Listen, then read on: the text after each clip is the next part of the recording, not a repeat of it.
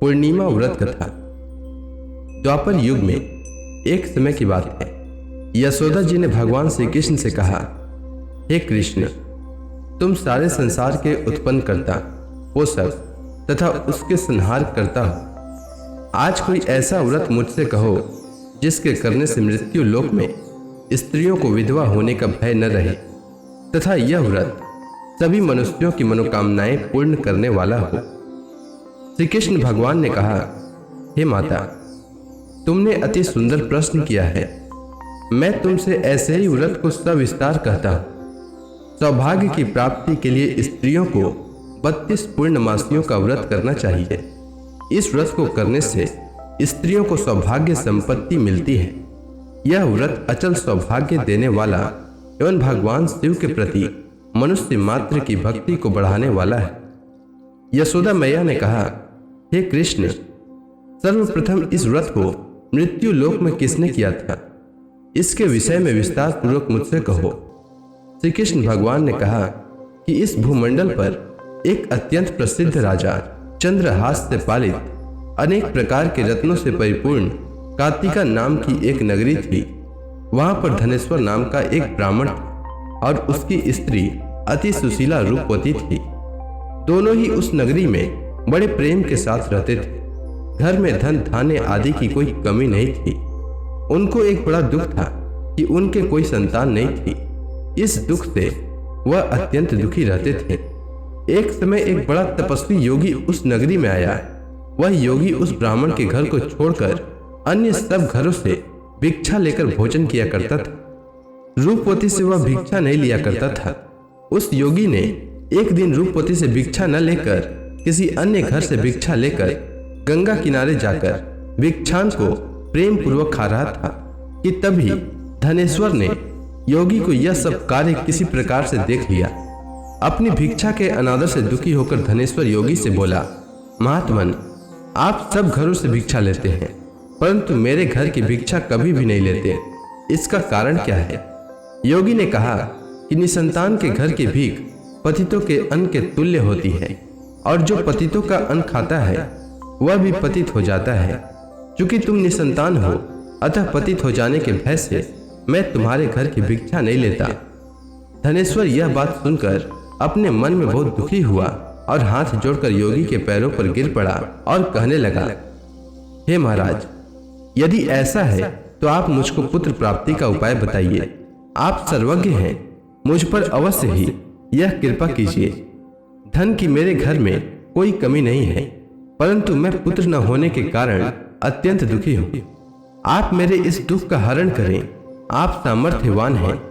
यह सुनकर योगी कहने लगे, हे ब्राह्मण, तुम चंडी की आराधना करो। घर आकर उसने अपने स्त्री से सब वृतांत कहा और स्वयं तप के निमित्त वन में चला गया। वन में जाकर उसने चंडी की उपासना की और उपवास किया। चंडी ने 16वें दिन उसको स्वप्न में दर्शन दिया और कहा, हे धनेश्वर, जा तेरे पुत्र होगा परंतु वह 16 वर्ष की आयु में ही मृत्यु को प्राप्त हो जाएगा। यदि तुम दोनों स्त्री पुरुष 32 पूर्णमासियों का व्रत विधि पूर्वक करोगे तो वह दीर्घायु होगा। जितनी तुम्हारी सामर्थ्य हो आटे के दिए बनाकर शिव जी का पूजन करना, परंतु पूर्णमासी को 32 हो जाना चाहिए। प्रातः काल होने पर इस स्थान के समीप ही तुम्हें एक आम का वृक्ष दिखाई देगा। उस पर तुम चढ़कर एक फल तोड़कर शीघ्र अपने घर चले जाना। अपनी स्त्री से सब वृतांत कहना। ऋतु स्नान के पश्चात वह स्वच्छ होकर श्री शंकर जी का ध्यान करके उस फल को खा लेगी। तब शंकर भगवान की कृपा से उसको गर्भ हो जाएगा। जब वह ब्राह्मण प्रातः काल उठा तो उसने उस स्थान के पास ही एक आम का वृक्ष देखा जिस पर एक अत्यंत सुंदर आम का फल लगा हुआ था। उस ब्राह्मण ने उस आम के वृक्ष पर चढ़कर उस फल को तोड़ने का प्रयत्न किया परंतु वृक्ष पर कई बार प्रयत्न करने पर भी वह चढ़ नहीं पाया। तब तो उस ब्राह्मण को बहुत चिंता हुई और विघ्न विनाशक गणेश जी की वंदना करने लगा। हे दयानिधि, अपने भक्तों के विघ्नों को नाश करके उनके मंगल कार्य को करने वाले, दुष्टों का नाश करने वाले, रिद्धि सिद्धि के देने वाले, आप मुझ पर कृपा करके इतना बल दें कि मैं अपने मनोरथ को पूर्ण कर सकूं। इस प्रकार गणेश जी की प्रार्थना करने पर उनकी कृपा से धनेश्वर वृक्ष पर चढ़ गया और उसने एक अति सुंदर आम का फल देखा। उसने विचार किया कि जो वरदान से फल मिला था वह यह है और कोई फल दिखाई नहीं देता। उस धनेश्वर ब्राह्मण ने जल्दी से उस फल को तोड़कर अपनी स्त्री को लाकर दिया और उसकी स्त्री ने अपने पति के कथनानुसार उस फल को खा लिया और वह गर्भवती हो गई। देवी जी की असीम कृपा से उसे एक अत्यंत सुंदर पुत्र उत्पन्न हुआ जिसका नाम उन्होंने देवी दास रखा। माता पिता के हर्ष और शोक के साथ वह बालक शुक्ल पक्ष के चंद्रमा की भांति अपने पिता के घर में बढ़ने लगा। भवानी की कृपा से वह बालक बहुत सुंदर, सुशील और विद्या पढ़ने में बहुत ही निपुण हो गया। दुर्गा जी की आज्ञा अनुसार उसकी माता ने 32 पूर्णमासी का व्रत रखना प्रारंभ कर दिया था जिससे उसका पुत्र बड़ी आयु वाला हो जाए। 16वां वर्ष लगते ही देवी दास के माता पिता को बड़ी चिंता हो गई कि कहीं उनके पुत्र की इस वर्ष मृत्यु न हो जाए।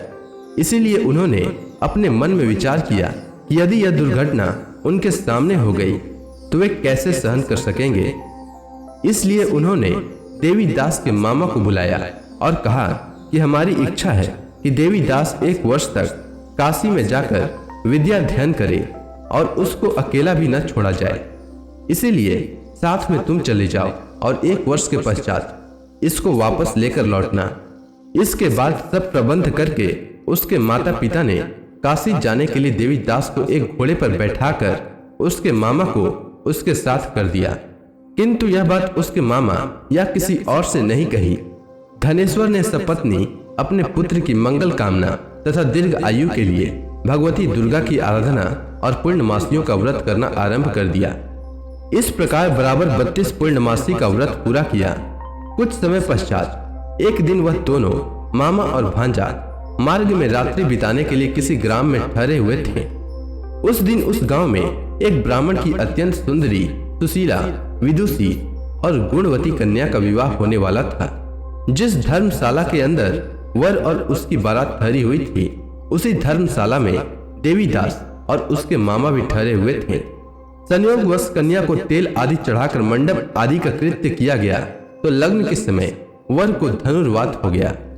वर के पिता ने अपने कुटुंबियों से परामर्श करके निश्चय किया कि यह देवी दास मेरे पुत्र जैसा ही सुंदर है, मैं इसके साथ ही लग्न करा दूं और बाद में विवाह के अन्य कार्य मेरे लड़के के साथ हो जाएंगे।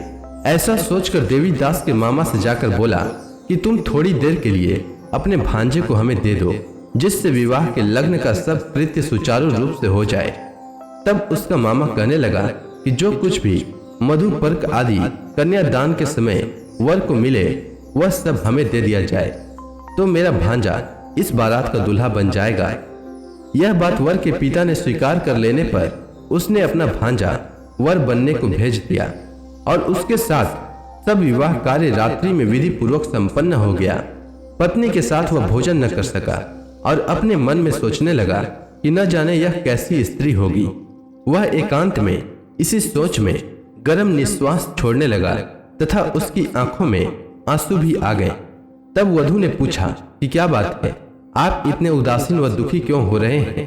तब उसने सब बातें जो वर के पिता व उसके मामा में हुई थी उसको बतला दी।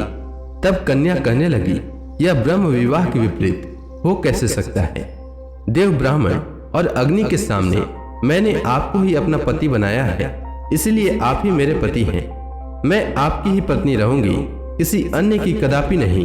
तब देवी दास ने कहा, ऐसा मत करिए क्योंकि मेरी आयु बहुत थोड़ी है, मेरे पश्चात आपकी क्या गति होगी, इन बातों को अच्छी तरह विचार लो। परंतु वह दृढ़ विचार वाली थी, बोली कि जो आपकी गति होगी वही मेरी गति होगी। हे स्वामी, आप उठिए और भोजन करिए, आप निश्चय ही भूखे होंगे। इसके बाद देवी दास और उसकी पत्नी दोनों ने भोजन किया तथा शेष रात्रि वे सोते रहे। प्रातः काल देवी दास ने अपनी पत्नी को 3 नगों से जड़ी हुई एक अंगूठी दी, एक रुमाल दिया और बोला, हे प्रिय, इसे लो और संकेत समझकर स्थिर चित्त हो जाओ।